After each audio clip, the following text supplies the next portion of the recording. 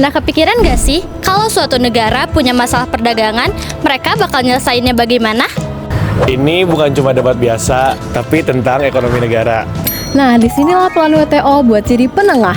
Kita bakal jelasin mekanisme, peran DSB, serta contoh kasusnya.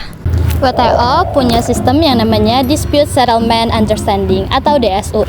Ini jadi aturan utama untuk nyelesain sengketa perdagangan antar negara. Prosesnya dimulai dari tahap konsultasi, di mana negara yang merasa dirugikan akan mengajak berdiskusi untuk mencari solusi damai. Kalau dalam waktu 60 hari belum ada kesepakatan, baru lanjut ke tahap berikutnya. Tahap berikutnya melibatkan Dispute Settlement Body atau DSB. DSB ini biasanya menjadi pengatur utama dalam proses sengketa di WTO. Tugas DSB banyak, mulai dari pembentukan panel, mengesahkan laporan, sampai dengan pelaksanaan keputusan.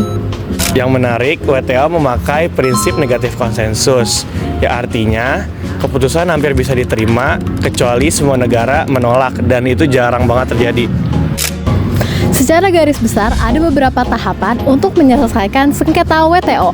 Yang pertama, konsultasi. Yang kedua, pembentukan panel.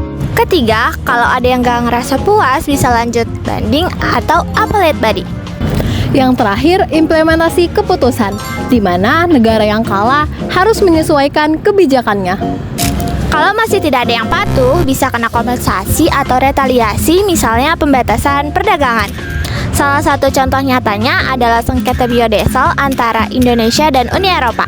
Uni Eropa menuduh Indonesia memberikan subsidi yang bikin persaingan jadi nggak adil. Tapi setelah diteliti, WTO menyatakan bukti dari Uni Eropa itu belum cukup kuat. Jadi, kebijakan tersebut dianggap melanggar peraturan perdagangan internasional. Walaupun begitu, kasus ini belum sepenuhnya selesai karena proses banding WTO lagi bermasalah. Dari sini kita bisa melihat bahwa WTO punya sistem yang jelas untuk menyelesaikan sengketa. Peran DSB juga penting banget untuk menjaga keadilan. Walaupun masih ada kekurangan, tetapi sistem ini penting untuk menjadi dasar perdagangan global. Jadi, sengketa antar negara bisa tetap diselesaikan secara terstruktur dan damai.